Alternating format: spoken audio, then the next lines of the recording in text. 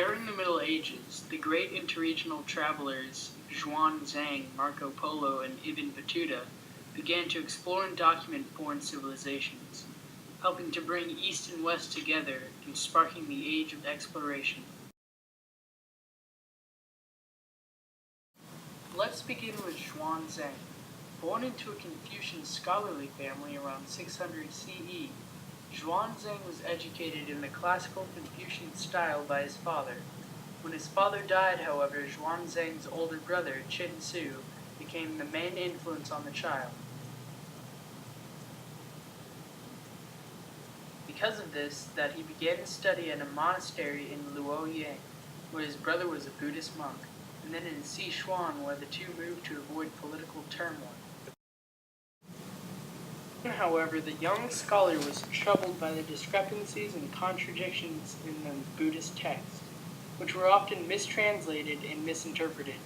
To solve this problem, Zhuan Zhang decided to travel to India and obtain original Buddhist scripture and to study and learn doctrine directly from the Indian teachings.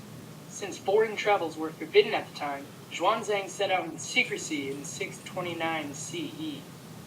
Traveling alone through treacherous deserts and mountainous regions, and spending a month in the company of King Chu Wen Tai of Turfan, who only let him leave after he threatened to stage a hunger strike, Zhuan Zhang reached India.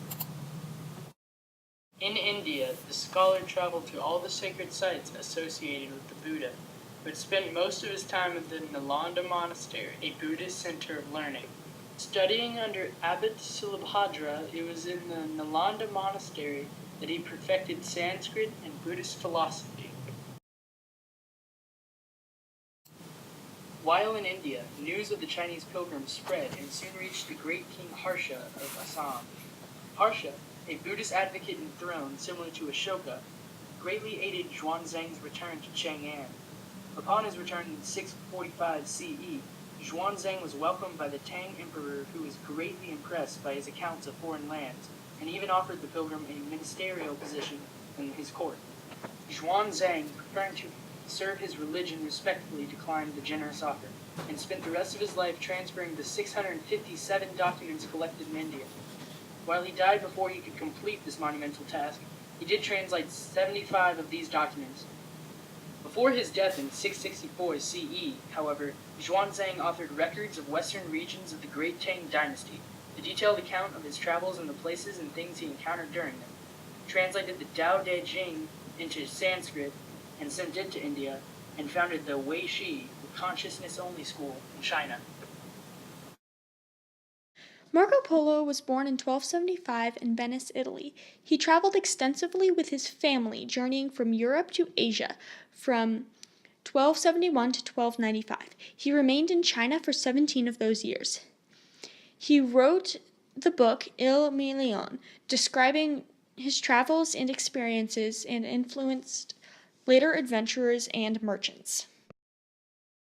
Even though he was born to a wealthy Venetian merchant family, Marco Polo spent most of his life without parents. Polo's mother died when he was young, and his father and Uncle Niccolo and Raffaello Polo were jewel merchants and were in Asia for much of his youth. Niccolo and Raffaello Polo joined a diplomatic mission to the court of Kublai Khan, the leader of the Mongols. In 1264, they returned to Europe with immediate plans to return to Khan's court. During their stay with Khan, he expressed his interest in Christianity and requested that they return with 100 priests and a collection of holy water. 2 years after returning home, Niccolo and Maffeo Polo set out for Asia again, but this time they brought Marco with them. They were only able to recruit 2 priests, both of which turned back home when they realized the difficult journey ahead. Their journey was very long and challenging. It consisted of deserts and mountains. However, after 4 years, they finally returned to China. In Marco's years in China, he learned 4 languages and was appointed to high posts in Khan's administration. As a result, Marco was sent to far-flung areas of Asia, never before explored by Europeans. Burma, India, Tibet, and other areas were among the places that Marco ventured to. At one point, Marco was the tax inspector in Yangzhou. After 17 years, the Polos decided it was time to return home. Their decision did not please Khan, who had grown to depend on them. In the end, he said that they could leave if they escorted a Mongol princess to Persia, where she was to marry a Persian prince. They traveled by sea and hundreds died on the ship. They visited Persia, where they left the princess and learned that Khan had died. In 1295, they finally arrived in Venice. Abu Daya Muhammad ibn Abdullah al-Lawati al-Tanjin ibn Battuta was born in 1304 in Morocco's northern port of Tangier.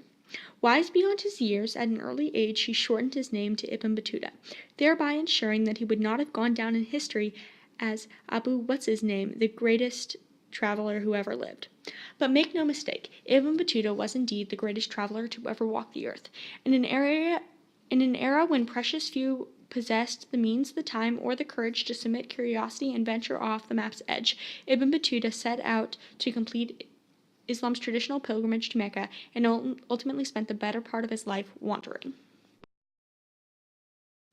In nearly 30 years on the road, Ibn Battuta traversed North Africa, Egypt, and the Swahili coast, reached Mecca on the Arabian Peninsula, passing through Palestine and Greater Syria en route, swung through Anatolia and Persia to Afghanistan, crossed the Himalayas to India, then Sri Lanka and the Maldives. He reached the eastern coast of China before turning around and zigzagging all the way back to Morocco. Ibn Battuta was also proficient in geography, botany, Islamic theology, and possessed a social scientist's shrewd capacities of observation. But the primary reason Ibn Battuta lives on today was his writing.